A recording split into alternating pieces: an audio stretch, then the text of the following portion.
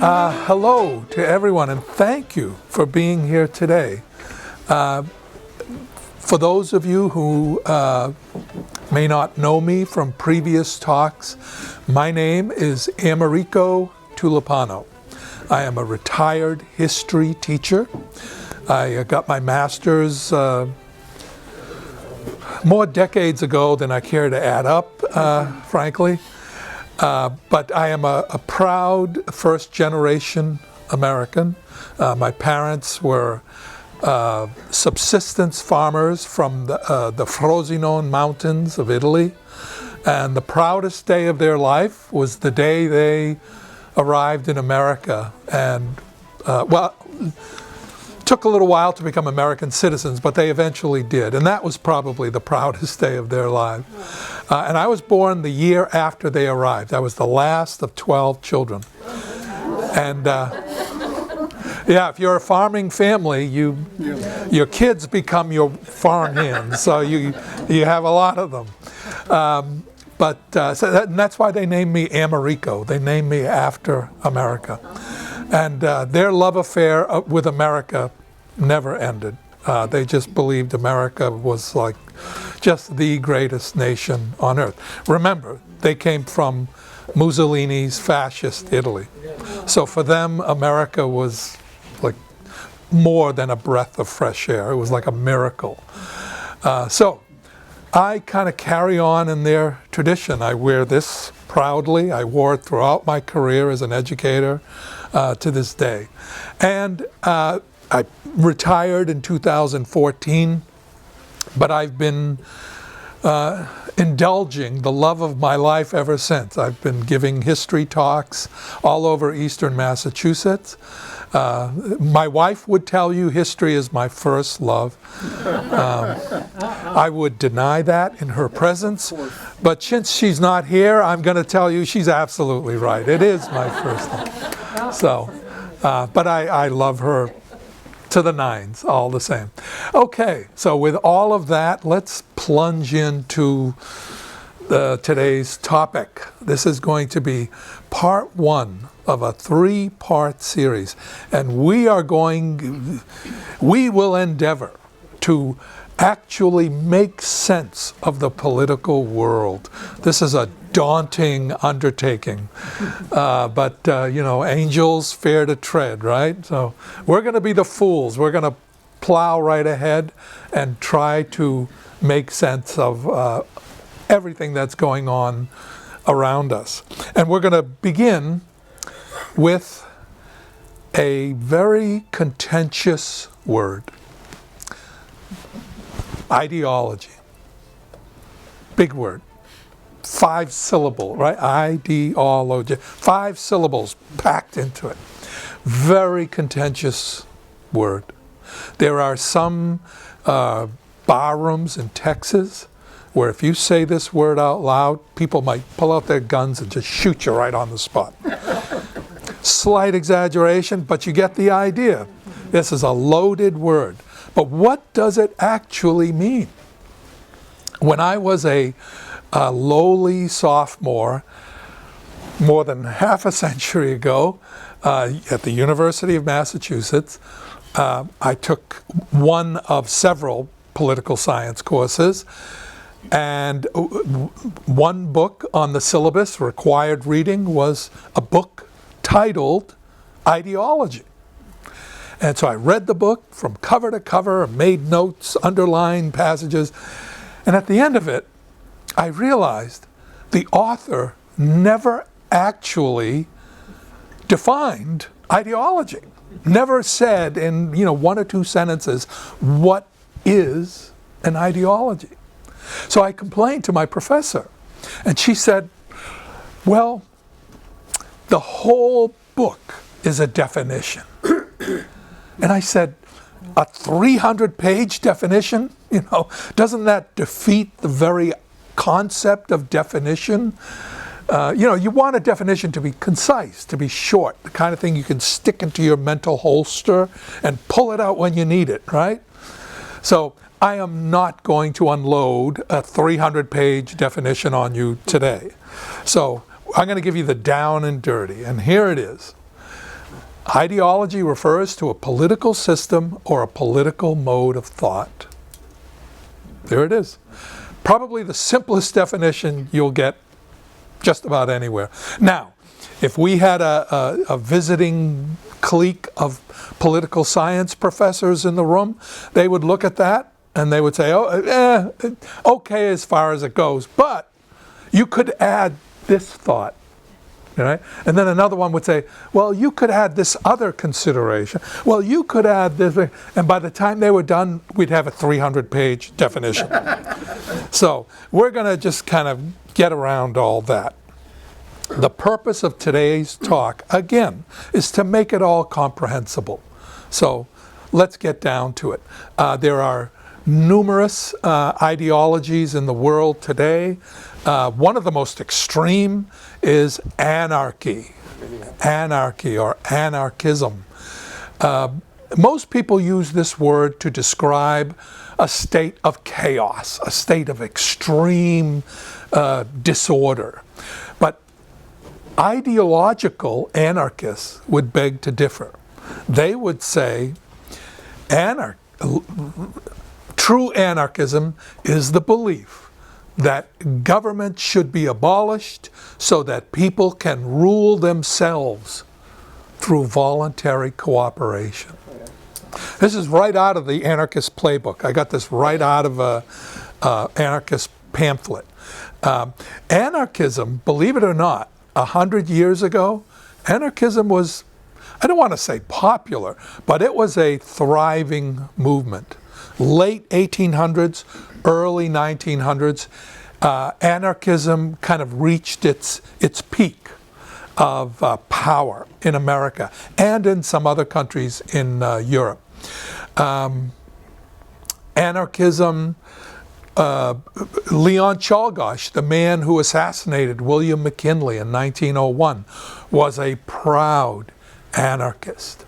Right up until the moment when they strapped him into the electric chair, he was saying how proud he was to have killed the top government official in the United States.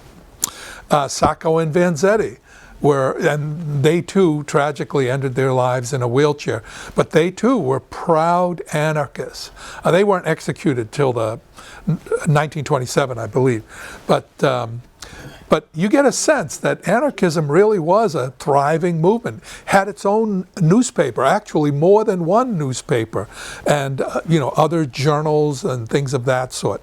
Over the past 100 years, anarchism has gradually declined.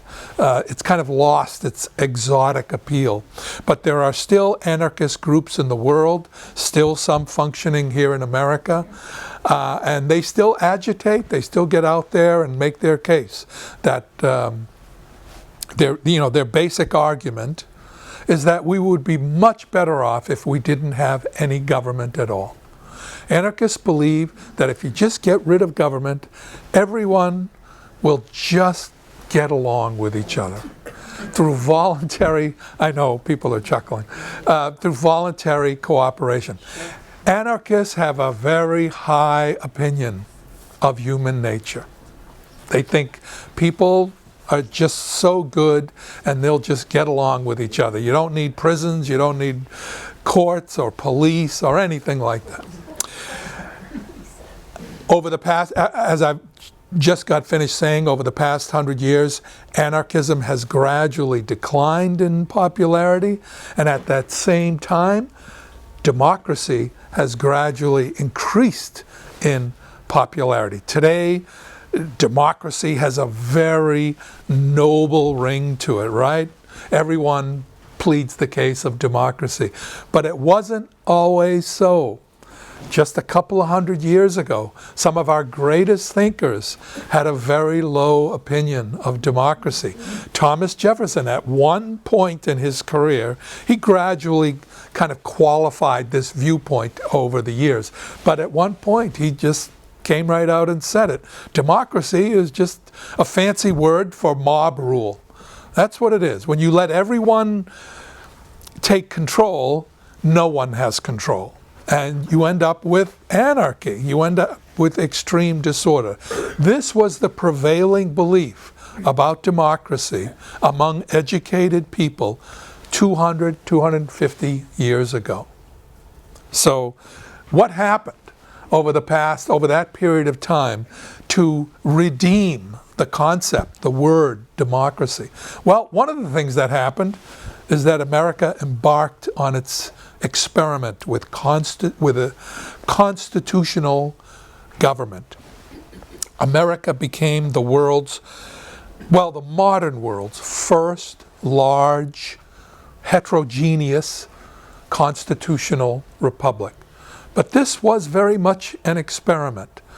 America's leaders, the founding fathers, were liberals, but they were also very cautiously conservative, especially about democracy. They worried that if you give everyone the right to vote, some guy will come along and say, vote for me, and I'll give you everything you want. I'll give you this, I'll give you that, I'll make you great, I'll make us powerful, it'll be wonderful. And people will fall for it. People will get sucked into that. And we will end up with a dictator. This was the founding fathers' single greatest fear. And that's why they didn't want to entrust everyone with the power of the vote. So America becomes a constitutional republic in 1789, and at that point, only certain people could vote. There was a modest measure of democracy, but it was very confined. You had to be a white male and you had to own property. Those were the people that the founding fathers considered trustworthy of the vote, that they wouldn't give away the shop. You know, they would vote wisely. They would think about the future, the greater good of the republic over a long period of time. So initially, only about 10% of the population could vote in any given election. But over the years, over the generations, the franchise was gradually expanded, very painstakingly, very carefully. You could see that our leaders were following through with this experiment, but they were very cautious. So little by little, more and more Americans got the right to vote, until today, virtually every adult in America has the right to vote. So initially, we started off as a republic with limited democratic voting rights. Now we are a republic where everyone gets to vote. So America's experiment with democratic republicanism has worked out fairly well over the past 236 years. And this is a big part of the reason why democracy has become such a noble word, everyone believes or claims to believe in democracy, including some people that you may not expect. Like this guy. This is Kim Jong-un. He is the dictator of arguably the most oppressive government on earth today, North Korea. And you know what the official name of his country is? Democratic. That's right. It is the Democratic People's Republic of Korea. Kim Jong-un says his country is the most democratic country on earth. And there are other people who you might not expect to be on the Democratic bandwagon. There is Vladimir Putin in Russia. He says Russia is a scrupulous democracy. People get out to vote regularly. They vote for him over and over and over. Xi Jinping of China says China is the truest democracy on earth because it respects the wishes of the people. It embodies, the Communist Party embodies the wishes and the aspirations of the Chinese people. It doesn't respect their wishes enough to actually let them vote. He just kind of, the leaders of the Communist Party just kind of figure out what people really want, and they give it to them. This is Xi Jinping's version of democracy. So what does all this tell us? It tells us that political language is infinitely malleable, that you could take any term and you could twist it and you can pervert it to mean pretty much whatever you want it to mean. And this has been done consistently throughout political history. So what does democracy really mean? What does it really stand for? Well, very basically, there are two, I'm sure you already know this, but we'll go through it. There are very simply two basic forms of democracy. There is direct democracy and representative democracy. Direct democracy is very rare. You won't find it in many places in the world. In a direct democracy, as you can see, citizens vote on every issue. If you were going to have, if there was a proposal to raise sewage tax in Wellesley, it would be down to you. You would get a referendum, and each one of you, I'm assuming most of you live in Wellesley, would get to vote on that issue. And the only job of your government officials is to follow your wishes, not to interpret your wishes, to do what you tell them to do. That's a direct democracy. Direct democracy is not very practical, because one reason is that some issues are very complex and they require a level of knowledge that most ordinary citizens just don't have. So how can you be expected to vote intelligently on a complex issue when you don't know much about it? So that brings us to, I should say, the only country in the world today that substantially practices direct democracy is Switzerland. There are a few different cantons or sections of Switzerland where people vote directly on any issue that's facing their community. But on other issues like foreign policy, they have government officials to, carry out policies on behalf of the people. Every other democratic country in the world today practices representative democracy. There is a small republic in Italy called San Marino, and they, to a large extent, also practice referendum or direct democracy. But all the other countries practice representative democracy.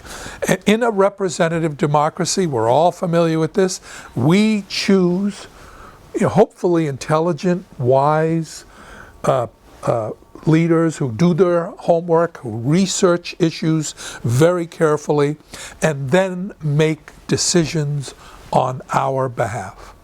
And this is representative democracy, the prevailing form of democracy in the world today.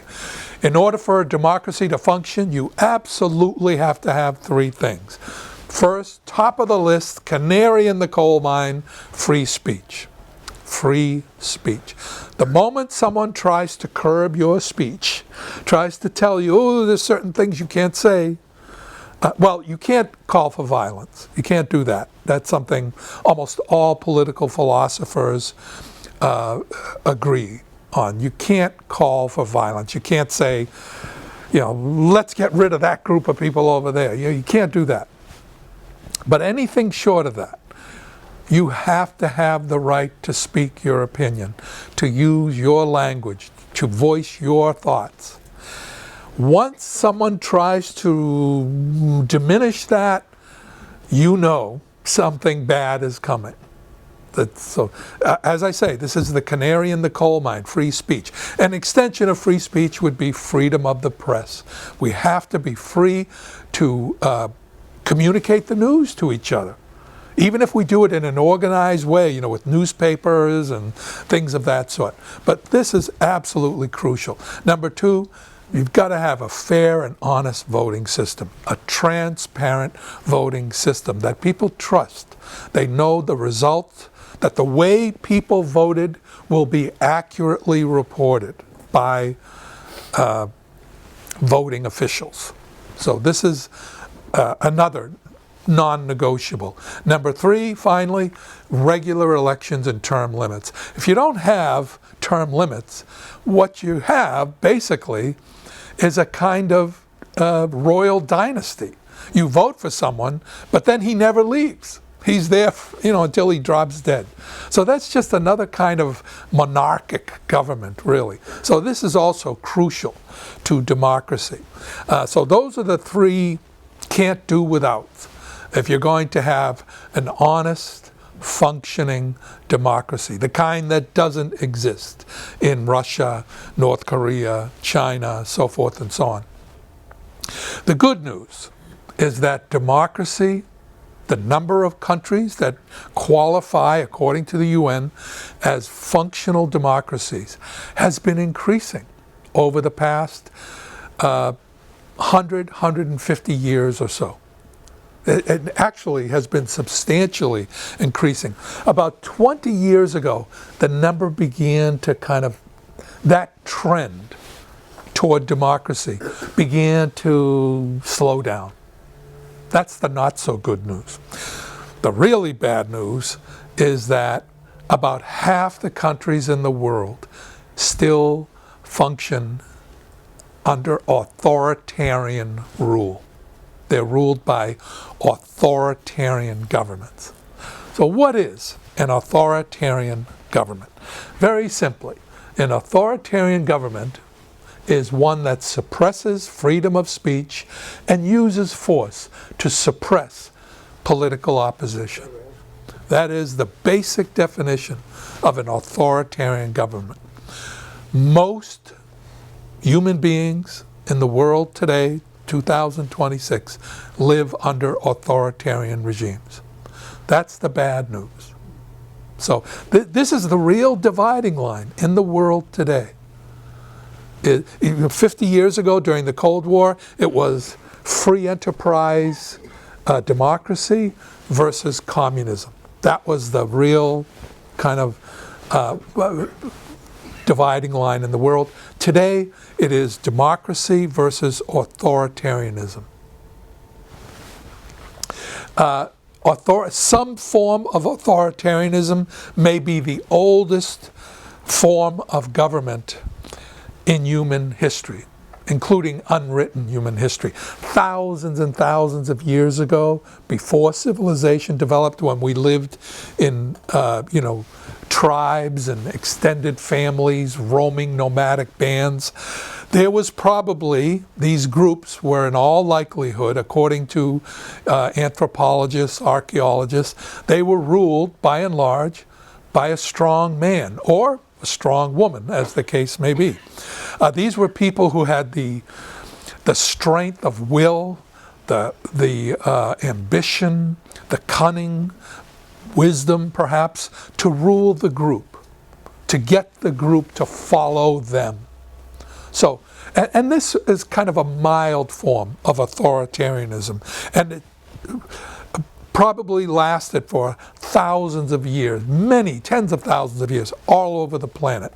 Then, with the advent of civilization, that the strong man or the strong woman, that line of power morphed. It kind of evolved into royalty. That line of power became institutionalized in a sense. And these royal family dynasties were created, where people were believed to be anointed, kind of, by divinity or by destiny, to be the leader of a certain section of the world.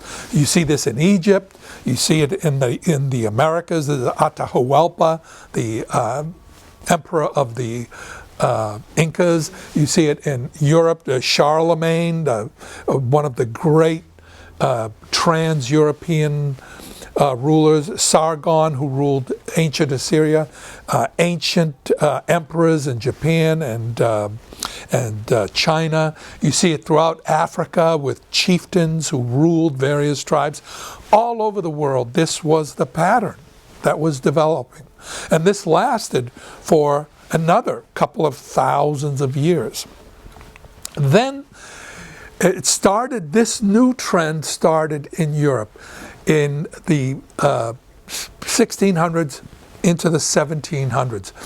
The strong man kind of made a reappearance. Probably the most famous example of this is Napoleon Bonaparte in France. Now he isn't royalty. He doesn't come from that dynastic line of, divinely approved leaders. But he rises up and he tells the people, I will fulfill your wishes, your national destiny. I will make that happen. And this is how they get into power. And inevitably, I can't say in every single case, but in the vast majority of cases, these kind of populist leaders become dictators over time. Even Napoleon, relatively mild dictator as dictators go, but make no mistake about it, he was a dictator.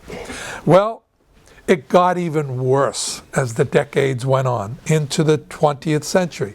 This is a kind of a collage of maybe the 8 most famous dictators of the 20th century. And again, these are strong men who struck a chord with their nations, and they promised people they would be the embodiment of national greatness for their countries, and they would make their people proud. And I'm sure you know most of the people on this. You all know this guy, right? You all know Mussolini, right? Stalin, right? Fidel, there you go. Do you remember this guy? Saddam Hussein. Mao Zedong, excellent. Excellent, well done. Yes, Pol Pot, leader of the Khmer Rouge. They gained power in Cambodia mid to late 1970s, and they exterminated about 1/3 of the population. Estimates range from 1/4 to 1/3 of all Cambodian people were systematically killed. And why were they killed? The Khmer Rouge said it was for the greater cause of social justice. There you go. And how many of you? Idi Amin. Wow, I'm impressed. Idi Amin, right? He ruled in Uganda. Another, turned into a bloodthirsty dictator, killed many, many, many thousands and thousands of people. Now, we tend to see dictators as kind of peas in a pod, right? They're all cut out of the same cloth. But some of these dictators were left-wing, and some of them were right-wing. Now, we have 2 more terms that we have to define, right? Left-wing and right-wing. Where did those terms come from? They came to us out of the French Revolution. In the late 1700s, the people of France, especially the poor people, rose up. They were sick of being poor, being overtaxed. And they rose up and they overthrew the monarchic government of France. They overthrew King Louis XVI, and they wanted to create a whole new government without royalty, without a king or a queen. So the people of France sent about 700 representatives to a grand hall in Paris, where these delegates, these representatives, were going to work out a whole new system of government for France. Well, they met day after day, and a pattern began to develop. The delegates who wanted quick, radical change tended to sit together, and they always sat on the left side of the hall. The delegates who wanted very little change also tended to congregate together, and they always sat on the right side of the hall. And then there were those delegates who, they wanted some change, but they didn't want it to be too extreme.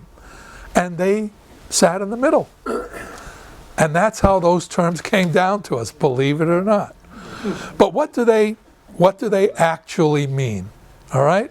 Now we're going to get back to the business of definitions. And if you will allow me a moment, I'm just going to... Thank you very much. So, left wing is a political... Now, I should say, the terms left wing and right wing have morphed a little bit since the French Revolution. And in each region or country of the world, these terms may mean something slightly different. So this is what they mean in America today. Left wing refers to a political outlook that seeks greater economic equality in society, even if it involves a expansion of government power. Okay? Left wing, the term may also describe a strong desire to change a society's traditional beliefs. Now we go to right wing. Right wing refers to a political outlook that seeks the vigorous and unyielding support, government support, of free enterprise or capitalism. And again, this definition is very specific to the United States. But to some extent, you see it in the other Western countries too. This commitment to the preservation of capitalism or free enterprise. The term may also, right wing, may also describe a strong loyalty to society's traditional beliefs, whatever they may be, but to want to retain that tradition. Now, if you ask a right-winger, he will say left-wing government becomes very oppressive. If you ask a left-winger, they'll say right-wing government becomes very oppressive in time. Well, and this is how a left-winger would, and I've actually heard people on the left, I have friends on both sides, and one of my friends said, left-wing policies champion the cause of justice through the attainment of equality. Another friend of mine who's a right-winger who was there when we were having this conversation said, well, right-wing policies champion the cause of justice through individual freedom and responsibility. Two different viewpoints. Again, a lot of left-wingers say the right wing tends to become oppressive. A lot of right-wingers say the same thing about left-wingers. They tend to become oppressive. Well, let's go back to our collage of dictators. Half of these guys were left-wing dictators. Half of them were right-wing dictators. Right? Stalin, Castro, Mao, Pol Pot were all left-wing dictators. They believed the government should have absolute power to enforce equality on the people. They believed the government should have total power, that it should have the power to brush aside all cultural institutions, all other interests, all traditions, for the sake of equality, economic and social equality, at all costs, even if it means having an authoritarian government that controls everything. The right-wing dictators, Hitler, Mussolini, Saddam Hussein, Idi Amin, also wanted a very, very overwhelmingly powerful government. But they wanted a government that would be in alliance with cultural institutions and traditional mores in a society. They didn't want to create a whole new society. They wanted to kind of mesh with the religious beliefs, the corporations, the economic practices of the country. They wanted to form that kind of alliance between government, business, and cultural institutions to create this great what they saw as a great nation. A nation that would, in Hitler's lingo, would stand for 1,000 years, right? The 1,000-year Reich. So we see there are some differences in the way they approach power. But in the end, that's what they want, is more and more and more power, absolute power, whether it's right-wing or left-wing. And that's the takeaway on this point, is that either side, history teaches us, either side can become very oppressive. We've seen it happen over and over again. So I hope that's what you get from this little part of our presentation. Now, the words left-wing and right-wing correspond to these two words that we hear probably 100 times every day, right? Liberal and conservative. We all know what they mean, right? But if you were asked to define liberal or conservative in one sentence, you might kind of like, wait a minute. Now, I know it, but it's like trying to nail Jell-O to the wall. It's just very difficult to come up with that one concise definition. But we're so brave, we're going to plunge right in and we're going to do it. So historically, we're going to start with liberalism. Classical liberalism began as a response to monarchy. It was the earliest liberal philosophers offered liberalism as an alternative to royal rule. They said there is another way to go, and here it is. And they called it classical. It became known as classical liberalism. Now, there were a number of great philosophical writers who weighed in on classical liberalism and contributed to the development of this philosophy.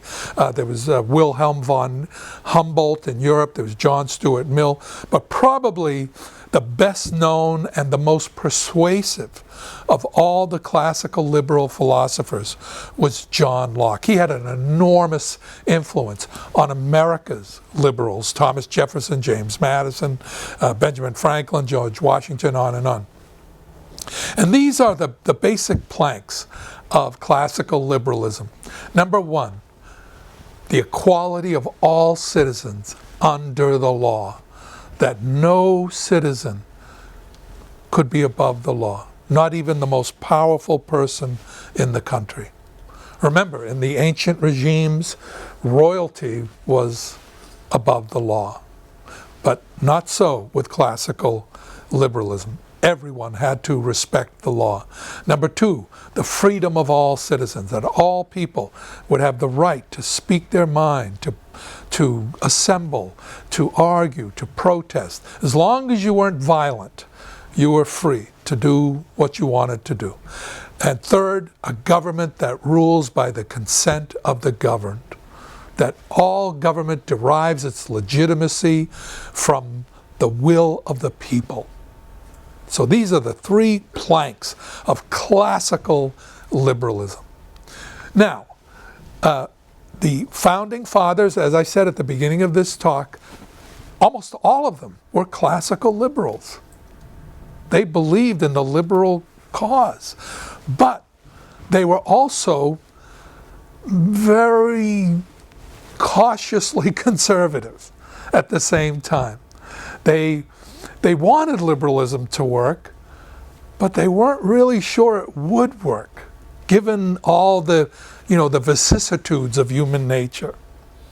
So, but the ideals of classical liberalism are enshrined in these two founding documents of our nation, the Declaration of Independence and the Constitution of the United States.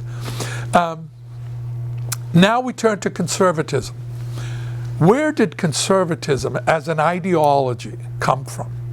Once again, we turn to the French Revolution. So much of political, the development of political thought came out of the French Revolution. That's why historians consider it one of the most important revolutions in world history. During the French Revolution, as we've already said, King Louis XVI and his wife Marie Antoinette were overthrown. They were guillotined. Thousands of other people were guillotined in Paris.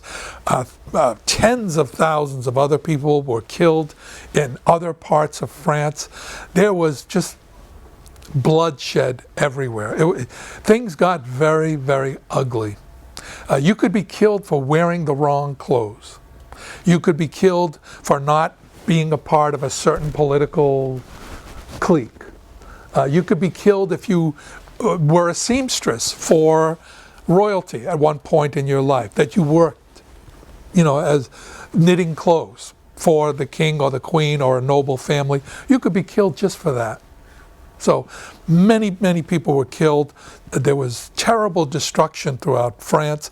And while this was happening, an Irish-born member of Parliament was sitting in London watching everything. He wasn't literally watching, but he was getting reports about what was going on in France every day. And he became increasingly horrified. His name was Edmund Burke. And he began writing down his thoughts about the revolution in France and about the implications of revolution for political philosophy. And his writings became the basis of modern conservatism, ideological conservatism. And here is our definition of conservatism. Conservatism seeks to conservatism, right? Conserve aspects of society against changes that are deemed harmful or extreme. Edmund Burke was saying to the revolutionaries of France, you're going way too far. You're slaughtering people. You're destroying things just out of rage. You're not doing your country any good. You're just going to make it that much harder for your nation to recover and to create a healthy government, a good government. Now, let's put these two definitions side by side. Classical liberalism seeks the equality of all citizens under the law, the freedom of all citizens, and a government that rules by the consent of the governed. Classical conservatism seeks to conserve aspects of society against changes that are deemed harmful or extreme. You notice there's no necessary conflict. Edmund Burke, the father of ideological conservatism, was a classical liberal. He was a liberal and a conservative at the same time. He was more liberal on some things, a little more conservative on other things. Many of our own founding fathers were the same way. They were classical liberals who had some deep conservative predilections. So let's kind of flesh out the difference even further. And we'll do this by comparing kind of the core liberal viewpoint and the core conservative viewpoint on four crucial areas of life. Human nature, you don't get any more fundamental than that, right? Societal change, government, and economy.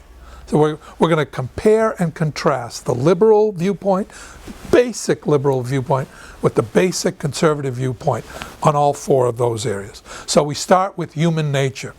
Liberals tend to believe that most people are basically good. Yeah, there are some bad people out there, no question about it. But most people, their heart is in the right place. They want to do the right thing, right? Conservatives believe most people are basically selfish. Now, that doesn't mean conservatives think people are evil, everyone's evil. That's not what it means. What it means is people tend to think of themselves first. They think of their families first. Before they think of your family, they're thinking of their family. And that doesn't mean they wish your family any harm. but it means they're pulling, their family comes first.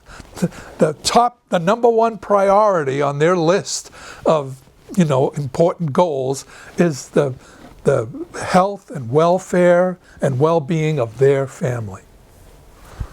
And if their family is well taken care of, they might worry about your family and help you out, but not until their family is doing pretty well. So that's how conservatives kind of see things. They say it's just nature that people look out for number one first. So that's the conservative view, okay? And because of this, liberals tend to be a little more trusting. And by the way, when I say liberals believe that most people are basically good, that doesn't mean they think everyone's an angel. That's not what liberals think. They just think most people, most of the time, are more or less trustworthy, You don't have to think that everyone is out to rob you or kill you or, do something bad to you. Conservatives aren't so trusting. That doesn't mean they don't trust people at all, but they tend to be less trusting than liberals. They tend to see that a lot of people have hidden agendas of one kind or another, and you've got to be careful in the real world. You've got to, look over your shoulder every now and then, So I want to emphasize this. These are more differences. These are differences of degree, not differences of kind. Okay? They're not wholesale differences. It's a matter of tweaking and degrees. Now let's look at the next area, societal change. Liberals tend to be more optimistic about the prospects of societal change. They tend to see the possibilities, the good possibilities. If we try this, maybe, it will result in the greater good for the community as a whole. They tend to be optimistic. Conservatives tend to be skeptical. That doesn't mean they don't want change, but they're very skeptical of change. They want assurances that it's going to work. They don't want to just take it on theory. Like communism, Marxism is a theory. And they don't want that. Because of this German philosopher concocts this theory, we're just going to employ it wholesale into our society and hope for the best? No. We want proof. We want some sort of assurance this is going to work. Liberals see tradition, societal, cultural tradition, as a standard upon which society can make good changes.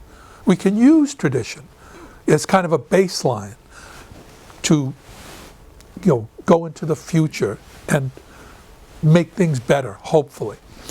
Conservatives see tradition as a safeguard to protect against harmful changes.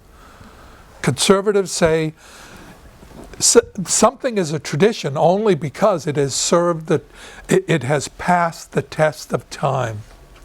And if it has done that, that means it works. Seems to work anyway. And so they say, don't be so quick to throw tradition away. It was there for a reason. What's that old saying? You don't move a fence until you know why it was put up. Well, that's how conservatives feel about tradition.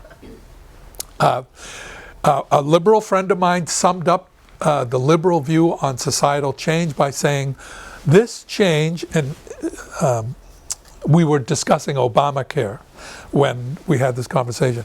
He said, this change might very well make things better for most people. A conservative friend who was also there for the discussion said, if it ain't broke, don't fix it.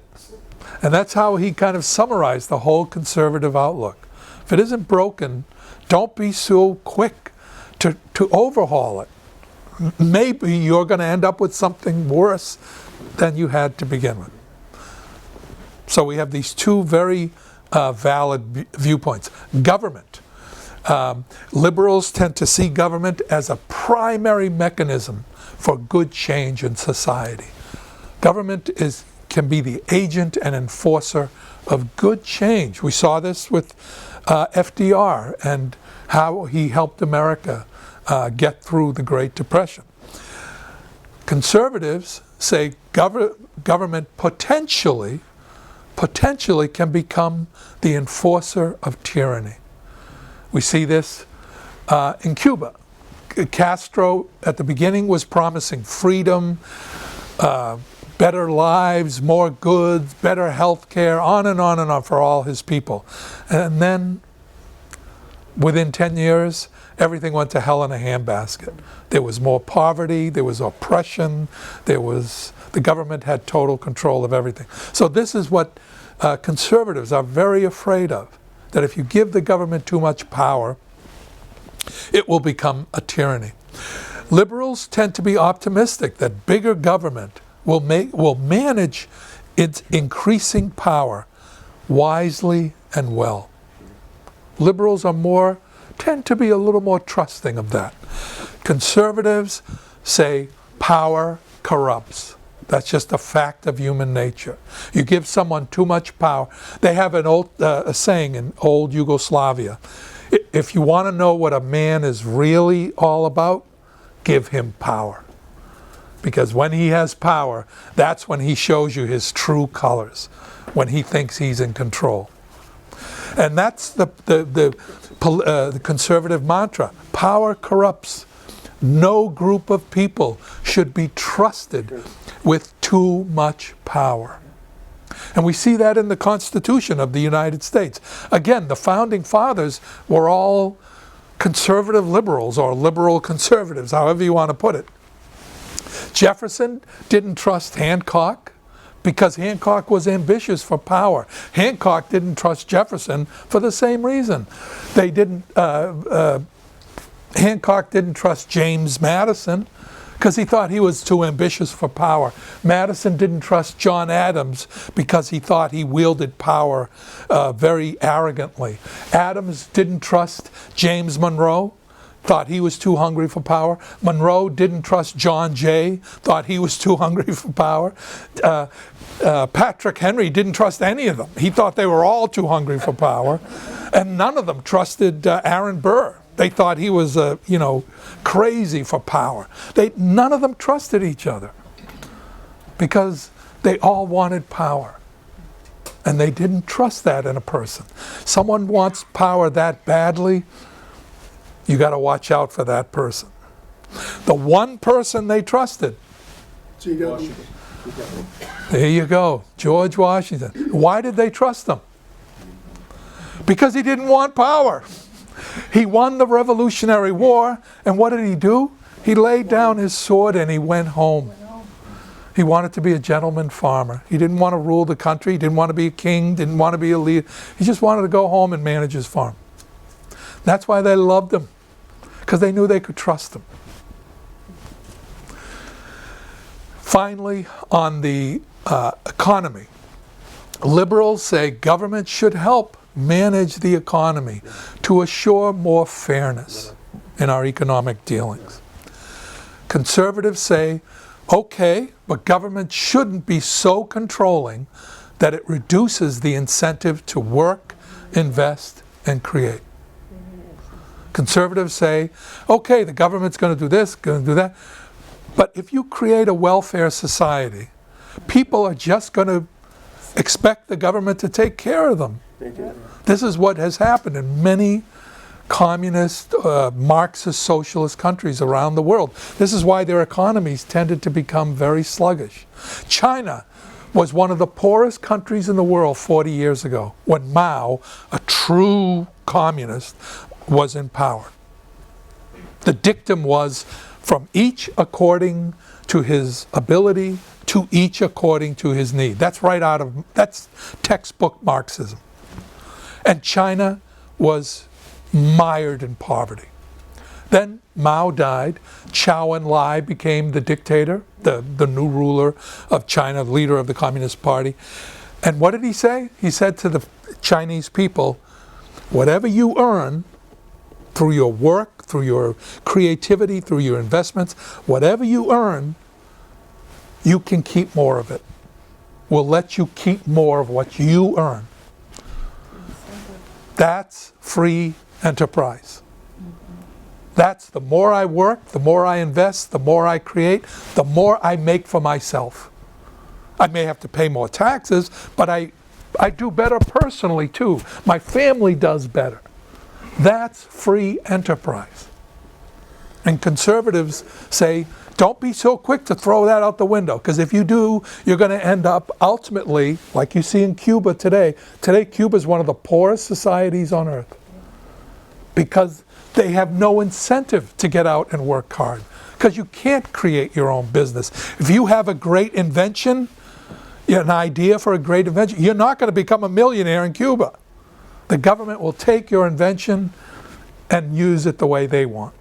And you'll get something, but not nearly as much as you'll get in a free enterprise country.